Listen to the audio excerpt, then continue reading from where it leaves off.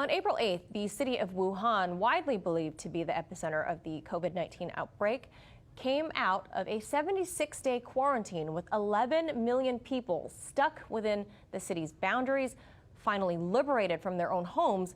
And while this is welcoming news, there are new concerns that Wuhan could be hit by another wave as life tries to get back to normal.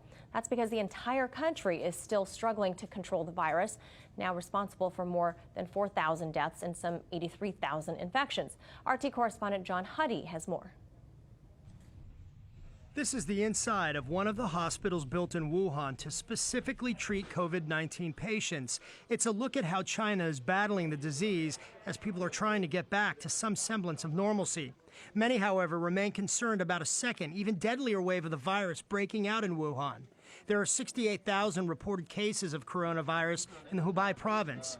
Spread of the virus appears to be under control there, though, with no new cases or deaths reported in the latest figures released this week. But as we know, those figures continue to change. Wuhan's health officials revised the local death toll upward by 50% last week, publicly acknowledging for the first time that previous fatalities were omitted from the numbers, including those who died at home.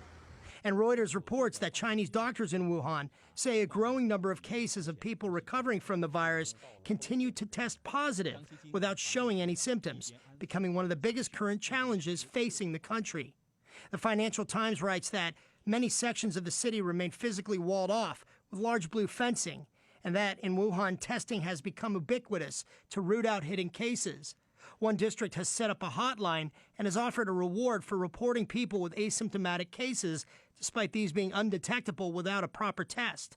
U.S. officials have accused China of reacting too slowly to stop the contagion, going back to December and, according to some reports, possibly even November, while aggressively stifling media reports, online discussion, and those speaking out about the outbreak and China's response to it.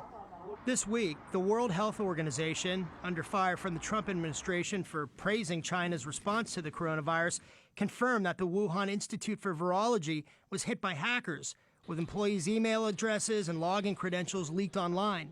The Chinese research lab has been at the center of various reports and theories about its testing of the coronavirus and whether or not it played a role in the spread of the disease. So far, there's nothing to conclude the lab or its researchers played any part. As the theories, questions, conjecture, and politics about who or what is to blame continues, stores have opened, and people are trying to go about their lives again in Wuhan. The ferries are once again operating on the Yangtze River. As one man said, the river is a symbol for the Wuhan people, the choppy water symbolizing the force of life.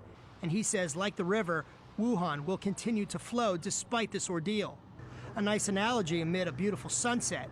But the question people continue to ask in Wuhan and throughout the world, what will tomorrow bring as the global pandemic continues? For RT, John Huddy.